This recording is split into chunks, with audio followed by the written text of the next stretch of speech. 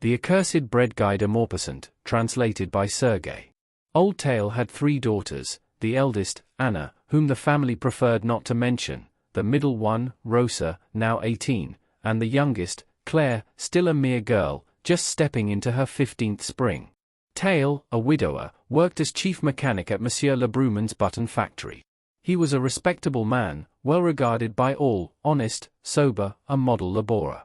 He lived in Le Havre, on Angoulême Street. When Anna, as they say, flew the nest, the old man was beside himself with rage. He even threatened to kill the young seducer, the senior clerk at a large fashion store. Later, rumors spread that Anna had settled down, broken off her casual affairs, and was now living with an older gentleman, a member of the commercial court named Dubois, investing her savings in government bonds. Tale gradually calmed down. He even began to show interest, asking her former friends who visited how she was doing. When they told him she had decorated her home with colorful vases on the mantel, paintings on the walls, carpets everywhere, and gilded clocks, a satisfied smile would flicker across his lips. After all, in 30 years of work, he had barely scraped together 5 or 6,000 francs. Perhaps the girl wasn't so foolish after all. One day, precisely at noon, young Tuchard, the cooper's son from the end of the street, came to ask for Rosa's hand. Tale's heart skipped a beat. He was clearly lucky with daughters, the Tuchards were well off and respectable. They agreed to hold a proper wedding, in Saint-Adresse, at Madame Dussais's restaurant. Yes, it would cost a fortune, but such events come once in a lifetime. But one morning, as Tale returned home for breakfast and sat down at the table with both daughters, the door suddenly burst open, and in walked Anna. Dressed to the nines, rings on her fingers, a feathered hat, a vision. Before he could react, she threw her arms around his neck, then tearfully embraced her sisters, wiped her eyes, sat down at the table, and asked for a plate. She wanted to eat with her family. Tale teared up and repeated several times, "Very good, my girl, very good." Anna got straight to the point. She would not allow Rosa's wedding to be held in Saint-Adresse. Absolutely not. The wedding would take place at her home, and her father wouldn't have to spend a single sou. Everything was already planned, arranged, she would take care of it all. The old man approved again, "Very good, my girl, very good." But soon he began to worry. What if the Tuchards refused? Rosa was surprised. Refuse? Why would they? "Leave it to me, I'll speak to Philippe myself." And indeed, she spoke with her fiancé that very day, and he readily agreed. The Tuchard parents were thrilled at the prospect of a fine meal they wouldn't have to pay for. They only asked to invite their friend Florence, the cook from the ground floor. Anna agreed at once. The wedding was set for the last Tuesday of the month. After the civil ceremony and church blessing, the wedding procession headed to Anna's home. On Tale's side, they had invited old Aunt Lamondois and elderly cousin Softainen, a man fond of lofty discussions, formal and stiff, from whom they expected an inheritance. Softainen was deliberately paired with Anna. They were the most distinguished guests in the company. At the entrance, Anna left her escort and dashed up the stairs, calling, "I'll show the way." The guests followed. She flung open the door and stepped aside, letting them in. As they passed, they gawked, craned their necks, and marveled at the opulence. The table was set in the drawing room. The dining room was deemed too small. In the sunlight streaming through the windows, decanters filled to the brim with wine sparkled. The glassware had been rented from a nearby restaurant. The ladies went to the bedroom to remove their shawls and hats. Tuchard's father, pausing at the threshold, jokingly gestured toward the wide, low bed and winked at the men. Tale, maintaining a dignified air, wandered the rooms with quiet pride, hat in hand, inspecting the furnishings like a sacristan in a church, noting every detail. Anna flitted about, giving orders and urging the meal along. Finally, she stood in the doorway of the cleared dining room and announced, "May I have your attention for a moment?" The guests gathered and saw a small table with 12 glasses of Madeira lined up in a neat row. Rosa and her husband were already kissing in the corners, arms around each other. Softainen kept his eyes fixed on Anna, visibly stirred by the hopes and passions that awaken in men, even old or unattractive ones, in the presence of women of easy virtue, as if such women, by their very profession, were obliged to belong at least partly to every male. Then they sat down to eat.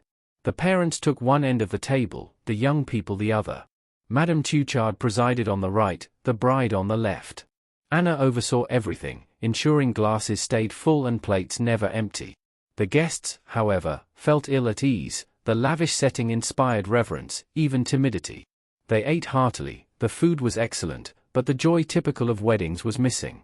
Everything was too refined. Madame Tuchard, fond of laughter, tried to liven things up and, when dessert was served, cried out, "Hey, Philippe, sing us something." Philippe, known on his street for having one of the finest voices in all of Le Havre, didn't hesitate. He rose, turned gallantly to his sister-in-law, and paused, choosing a song appropriate to the occasion, something solemn and dignified, like the meal itself. Anna leaned back in her chair, pleased, and prepared to listen. Everyone quieted, smiling faintly. The singer announced, "The Accursed Bread."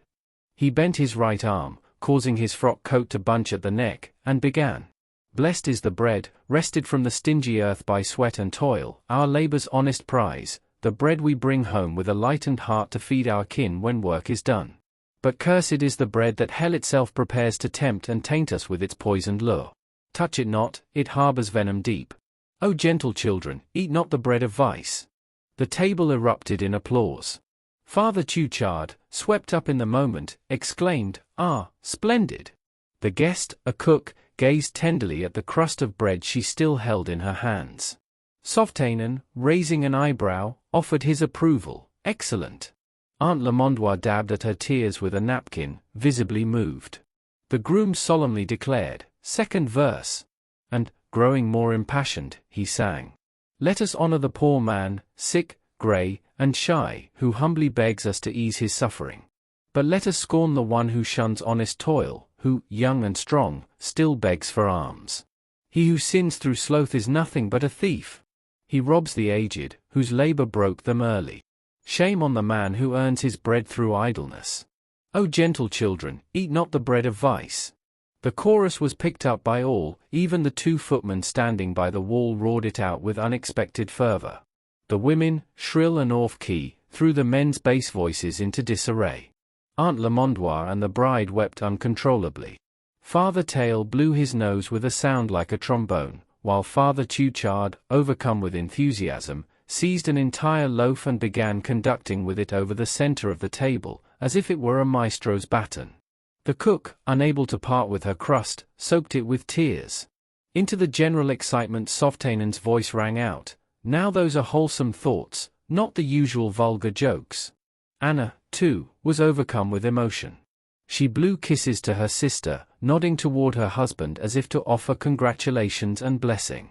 The groom, intoxicated by his success, continued. The sempstress dreams in her attic room, tempted by voices that whisper seduction. Do not abandon your needle, child, no, you are your parents' only consolation. Will you find joy in luxury when your father dies, cursing you in sorrow? Dishonored bread is always needed with tears. O gentle children, eat not the bread of vice. Now only the 2 footmen and Father Tuchard joined in the refrain. Anna turned pale and lowered her eyes. The groom glanced around, bewildered, trying to understand the sudden shift in mood. The cook dropped her crust as if it had suddenly turned to poison.